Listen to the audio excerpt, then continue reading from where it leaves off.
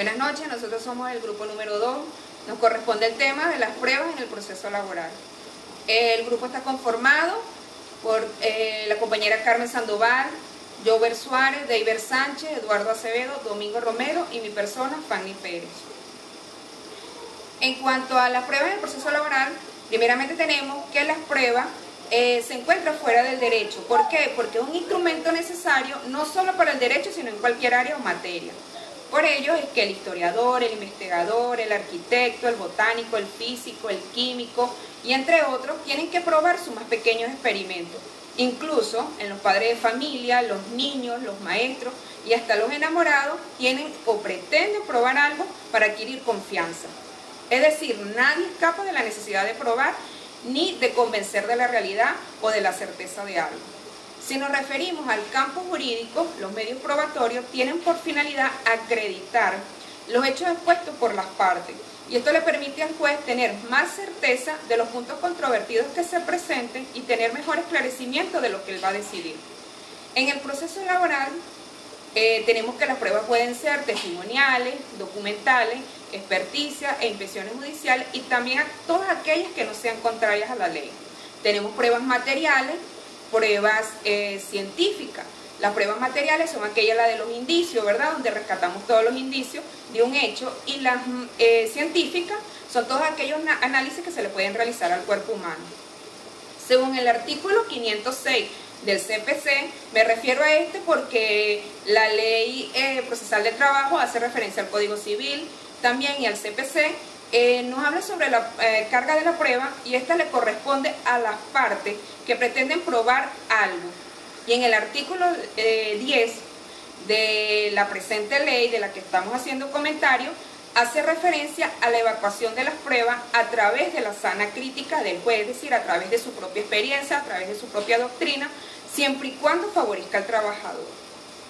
Las pruebas serán presentadas siempre y cuando lo determine la ley y aquellas que el juez considere. Quedan excluidas las posesiones juradas y el juramento decisorio. ¿Por qué? Porque nadie está obligado a confesarse culpable o a declararse contra sí mismo. Los medios de prueba se promoverán y se evacuarán en la forma preceptuada por la ley. También se aplicará por analogía, ¿verdad? Como ya conocemos, casos semejantes, aquellos medios de pruebas presentados por las partes y que no estén establecidos o previstos en la ley. Cuando los medios probatorios ofrecidos por las partes sean insuficientes para que el juez pueda decidir, entonces él va a ordenar la evacuación de otros medios de prueba. Es importante señalar que la única oportunidad, en este caso le estoy hablando del procedimiento de evacuación y de promoción y evacuación. La única oportunidad para promover prueba es en la audiencia preliminar. Sabemos que esto tiene que ser en una hora y en el lugar determinado, ¿verdad? Fijado por el juez y en presencia de este mismo juez, salvo las excepciones establecidas por la ley. Una vez finalizada esta audiencia, el juez de sustanciación, mediación y ejecución en el mismo acto va a incorporar estas pruebas promovidas por las partes en el expediente para su debida admisión y evacuación. ¿Ante quién? Ante el juez de juicio. Solo tendrá 5 días o dentro de esos 5 días siguientes al recibo de esos expedientes, el juez de juicio providenciará las pruebas admitidas, ¿verdad? Admitiendo cuáles son las legales, cuáles son las ilegales o impertinentes. En caso de la negativa de esta admisión de alguna prueba, entonces la parte lesionada puede apelar dentro de los 3 días siguientes y solo se oirá en un solo efecto. Seguidamente tendrá 5 días para que el juez de juicio, ¿verdad?, pueda hacerlo de manera oral o inmediata. La decisión será reducida por escrita y no se oirá recurso de casación en este caso. Ahora pasamos a los tipos de pruebas. Tenemos varios tipos de pruebas. En este caso me voy a referir a la primera, que es la prueba por escrito. La prueba por escrito puede ser aquellos documentos o instrumentos. Cuando nuestra ley se refiera, ¿verdad?, o en nuestro campo jurídico nos referimos a documentos o instrumentos, lo utilizamos o lo conocemos como un sinónimo. Estos pueden ser documentos públicos o documentos privados. ¿Y qué pasa? Hay que consignar la original y copia, pero estas copias certificadas expedidas con arreglo de las leyes para que tengan el mismo valor original. Los instrumentos privados o cartas o telegramas provenientes de las partes contrarias podrán producirse en originales. Estas pueden producirse en reproducciones o copias fotostáticas, pero carecerá de valor probatorio si la otra contraparte los impugnase y ésta no pudiese demostrar la certeza de estos originales. Los documentos privados emanados por los terceros, que no son parte del juicio ni son causantes del caso, se ratificarán como prueba testimonial. Es importante destacar que existe un antecedente jurisprudencial y esta nos señala de que hubo un testigo que al rendir declaración dijo reconocer en ese momento de documentos que eran adscritos a él o emanados por él. Y de ahí todo lo observamos, ¿verdad? Como todo un conjunto, porque hubo declaración y reconocimiento de documentos. Por lo tanto, esto requiere una prueba testimonial bien válida. Toda publicación en el periódico, en gaceta o actos por la ley, que sea ordenado por la ley, se pueden considerar como prueba fidedigna o auténtica, salvo contrario. ¿Cuáles son aquellas publicaciones? Pueden ser los edictos, carteles que ya conocemos. Por otro lado, cuando el tribunal requiera de un documento, un hecho, que conste en libro, que conste en archivo, que conste en papeles, o en alguna oficina pública o banco, asociaciones gremiales, sociales, civiles o mercantiles, el tribunal le va a solicitar copias, informe de los mismos o los que él necesita. Si alguna de estas entidades que ya nombré se rehúsa a colaborar, entonces se entenderá como un desacato al tribunal y entonces esta institución estará sometida a sanciones. En cuanto a todo lo antes dicho, lo podemos ratificar en una jurisprudencia en el Juzgado Superior Segundo del Trabajo de la Circunscripción Judicial del Estado Zulia, número BP01 R2011 187 de fecha 02/05/2011. De la exhibición de documentos. La parte que quisiera incorporar algún documento como medio de prueba en el proceso, pero que éste no se halle en su posesión, debe solicitar la exhibición del documento. En principio, la solicitud deberá estar acompañada de una copia del documento, o por defecto, la descripción de la información o datos que el solicitante conozca del contenido del documento, así como algún medio de prueba que soporte la presunción del documento y que se encuentre en posesión del adversario. En caso que se trate de documento del cual deba llevar el empleador por mandato legal, será suficiente que el trabajador solicite la exhibición. Realizada la solicitud al tribunal, ordenará al adversario la exhibición o entrega el documento para la audiencia de juicio. Si el poseedor del documento no realizara la exhibición en el acto indicado o no haya probado que el mismo no se encuentra en su posesión, se tomará como cierto y exacta la copia presentada por el requirente o las especificaciones descritas por este sobre el contenido del documento. Todo lo antes expuesto lo podemos encontrar en la jurisprudencia del Tribunal Superior Segundo de la Circunscripción Judicial Laboral del Circuito Judicial del Estado de Aragua. Continuando con la tacha del instrumento. La tacha del instrumento va dirigida específicamente al funcionario que realizó dicho documento, bien sea público o privado, siempre que haya sido reconocido legalmente. Esta tacha se puede proponer como incidencia en el curso del procedimiento por ciertos motivos. 1. Que haya habido la intervención del funcionario público que aparezca autorizándolo, sino que la firma de este haya sido falsificada. 2. Aun cuando sea auténtica la firma del funcionario público, la que apareciera como otorgante del acto que haya sido falsificado. 3.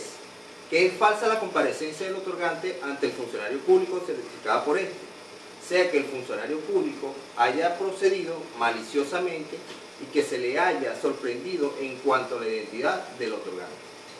4. Que aun siendo auténtica la firma del funcionario público y cierta la comparecencia del otorgante ante aquel, el primero atribuya al segundo la declaración de que éste no ha hecho, pero esta causal no podrá alegarse por el otorgante que haya firmado el acta ni respecto de él. 5. Que aun siendo cierta la firma del funcionario público y del otorgante, se hubiese hecho con posterioridad al otorgamiento.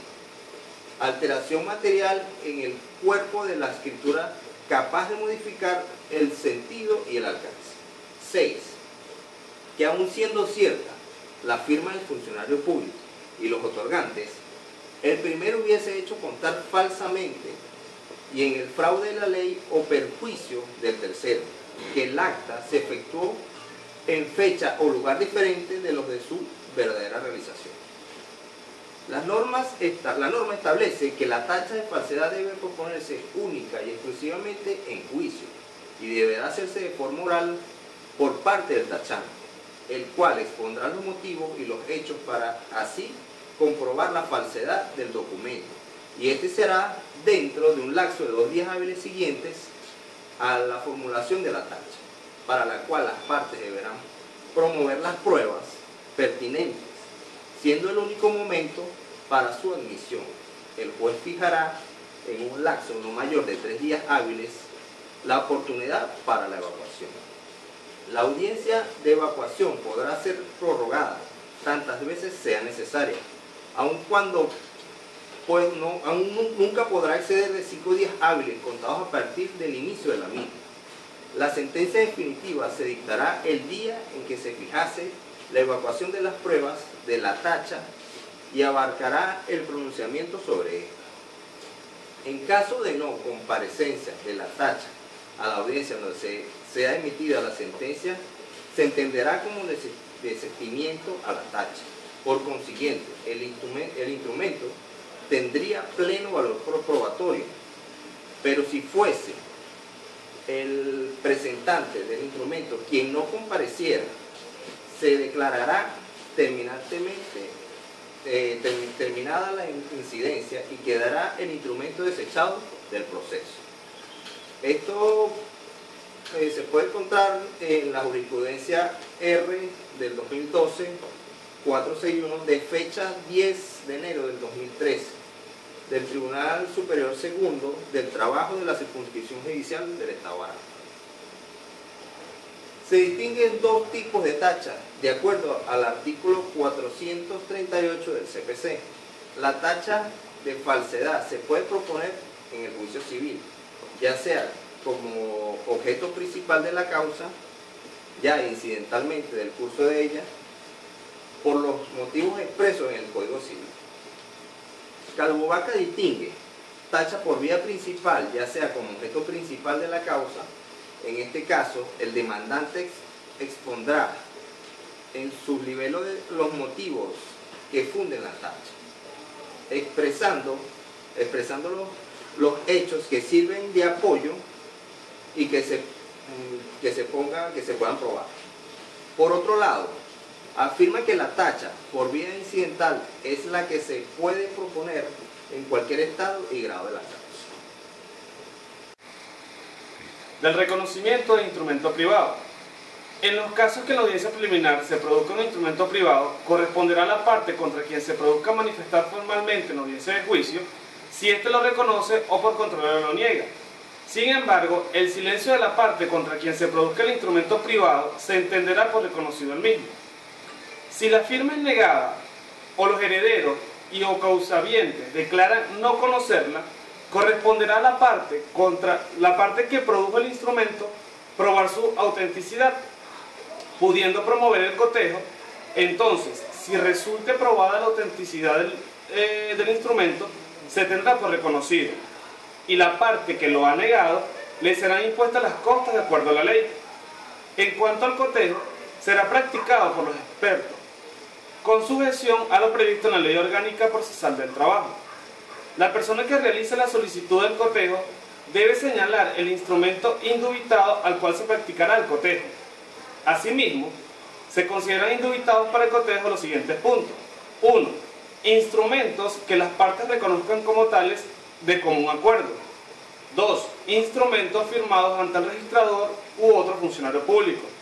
3. Instrumentos privados reconocidos por la parte a quien se le atribuya el que se trate de comprobar, pero no aquellos que ella misma haya negado o no reconocido, aunque precedentes se hubieran declarado como suyos. 4. La parte reconocida o negada del mismo instrumento que se trate de comprobar a falta de medios puede el presentante del instrumento cuya firma sea desconocido solicitar al tribunal, lo podrá solicitar, y por esto el tribunal lo acordará, que la parte contraria escriba y firme en presencia del juez, lo que éste dicte. Si se negare a hacerlo, se tendrá por reconocido el instrumento a menos que la parte se encuentre en la imposibilidad física de escribir.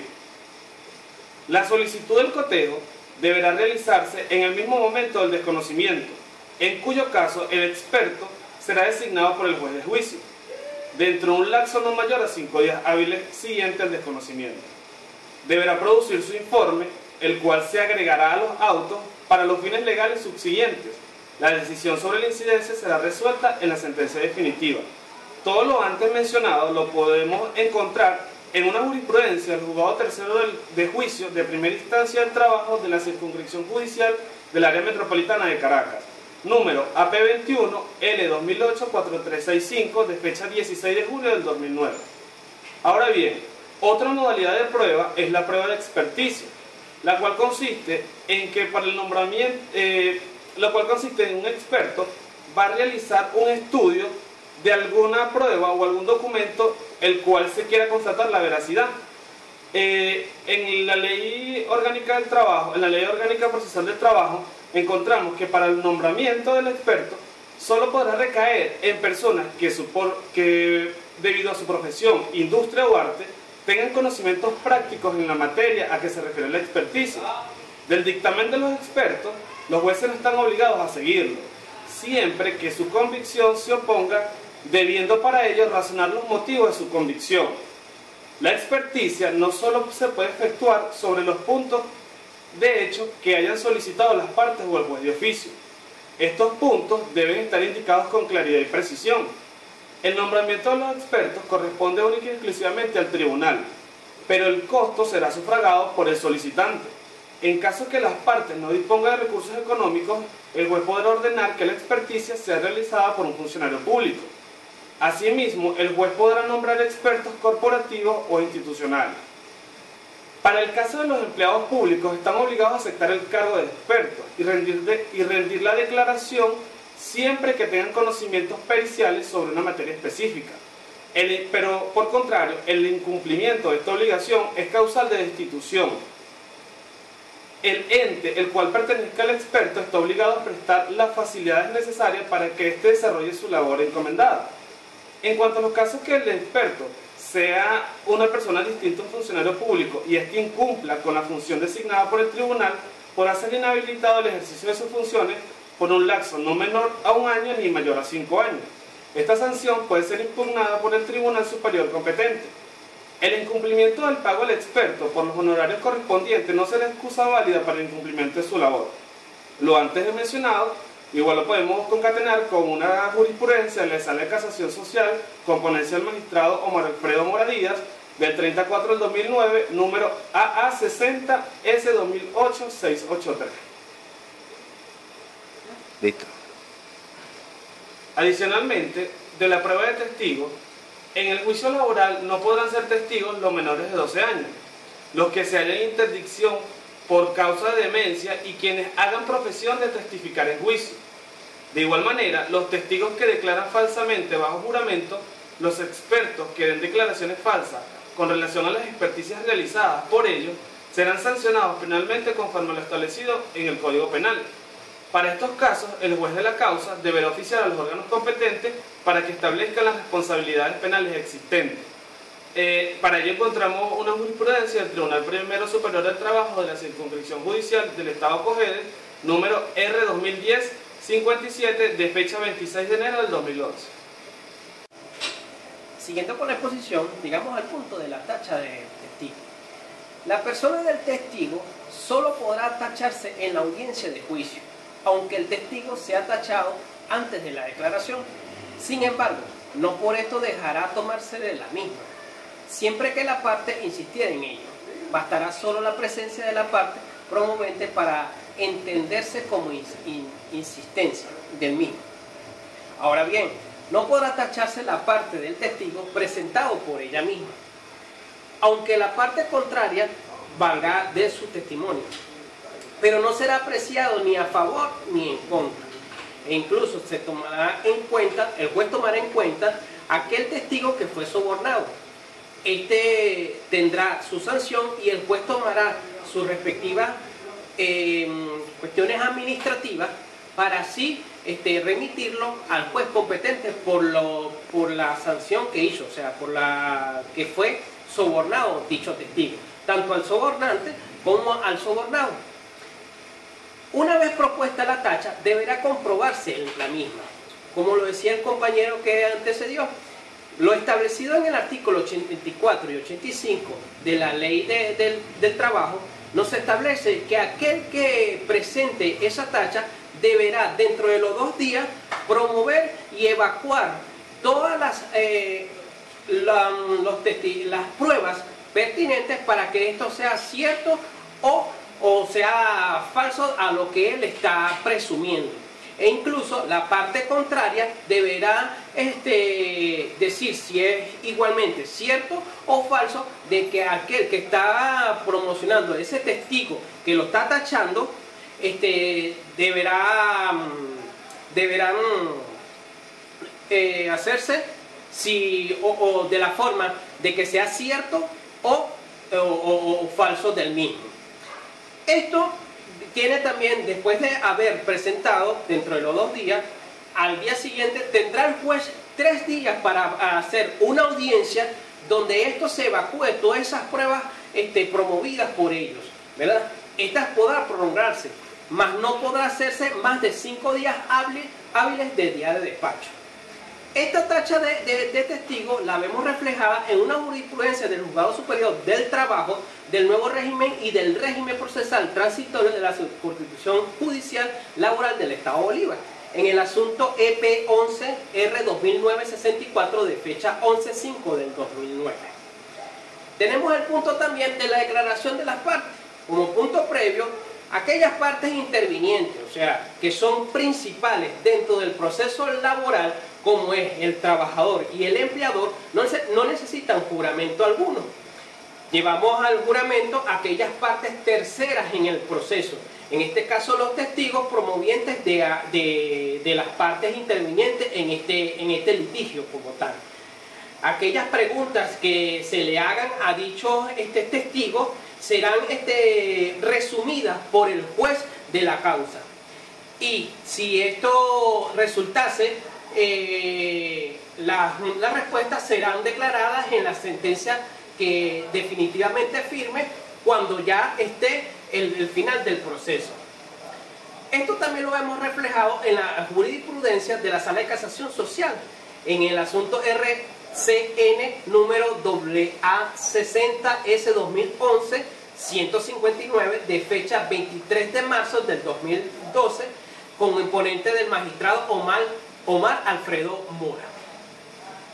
De las reproducciones y copias y experimentos también llevadas o evacuadas en el proceso laboral, es necesario enfatizar, e incluso en la ley laboral nos establece, que provee actos de llamarse ilustraciones a través de empleo de medios, distintos instrumentos que se utilizan en este proceso como mecanismos donde sirvan de representación tanto en planos como calcos fotográficos, videogramas, entre otras, pueden esclarecer un hecho cuando el juez lo considere necesario como medio de prueba. Ahora bien, la reproducción o simulación de un acto o hecho ordenado por el tribunal y asistido por un juez y por expertos que permiten la verificación o la hipótesis con estos instrumentos en descubrir el desconocido utilizado en fotografía, cinematografía. Asimismo, se considera una investigación científica basada como objeto de prueba que se realice en cuerpo humano, como la radiografía, radioscopia, análisis, hematologías realizados por expertos asignados por el tribunal. Constituyen un complemento en toda la fase del proceso como prueba a este mismo. De allí que si una de las partes se negara a presentar la colaboración material, ser posible una reproducción, una reconstrucción o una experticia, y también aquella de carácter científico, el juez hará la intimación para que la preste, y si aún continuara la resistencia de la parte, o sea, que no quiera declarar o que no quiera certificar esa prueba o esa experticia realizada por ese tercero, en este caso un funcionario, ¿verdad?, se tomará como negativa a una confirmación de la contraparte. Esto también lo vemos reflejado en una jurisprudencia del Juzgado Tercero Superior del Trabajo de la Circunscripción Judicial del Estado Carabobo, bajo el número GP02R 2009-255 de fecha 12/8 del 2009. Gracias. Para concluir con nuestra exposición de esta noche, les voy a hablar sobre el punto de la inspección judicial. En este mismo orden de la idea, la inspección judicial ordenada por el juez de juicio, a petición de la parte interesada de oficio, permite acceder a los hechos para esclarecer la decisión de la causa. En cuanto a la ejecución de la inspección judicial, el juez fijará el día y la hora donde estará presente con el secretario y uno más práctico de su elección. Si la parte promovente no concurre a la evacuación de las pruebas, se tendrá por desistir de la misma. O en caso de audiencia del juez, este comisionará a un tribunal de la jurisdicción para que practiquen dicha inspección judicial. Ahora bien, las observaciones realizadas por las partes, representantes y apoderados en cuanto a la práctica de la inspección judicial, podrán hacerla de palabras dirigidas al juez, solicitando fácilmente su inserción en el expediente de la causa de considerarlo ello necesario. Una vez realizada dicha inspección judicial, el juez relacionará todo en actos practicados sin formular opinión y apreciación, señalando de manera escrita los intervinientes, lugar y tiempo realizado, la cual debe ser firmado por él y el secretario. De existir personas intervinientes extrañas al caso, el secretario dará lectura de lo expuesto por ellos y lo hará firmar.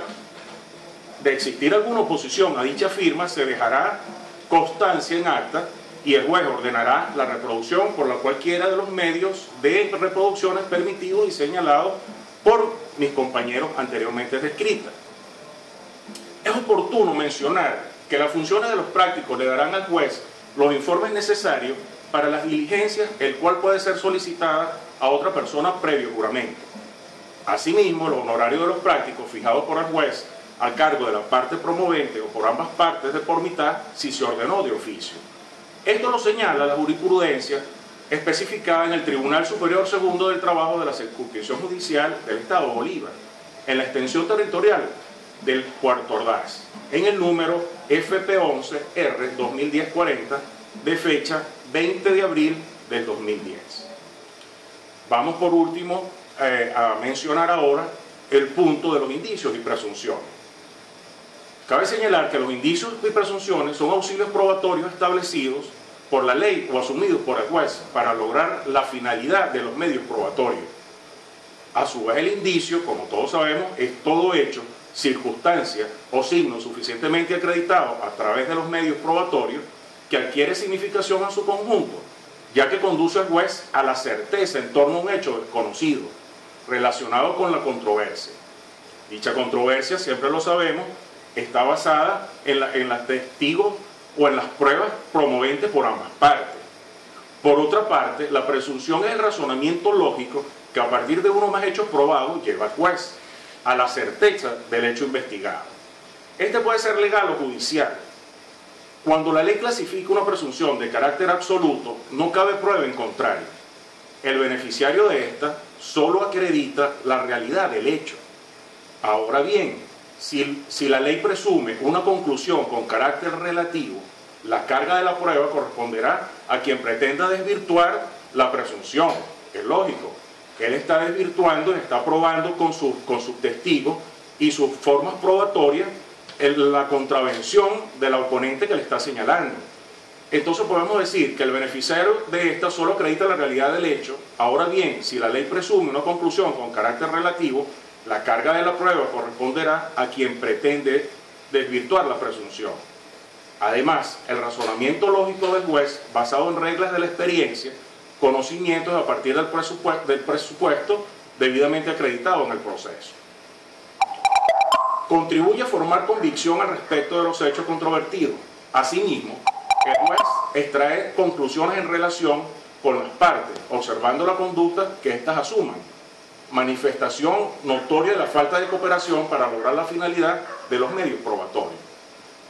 Las conclusiones del juez estarán debidamente fundamentadas.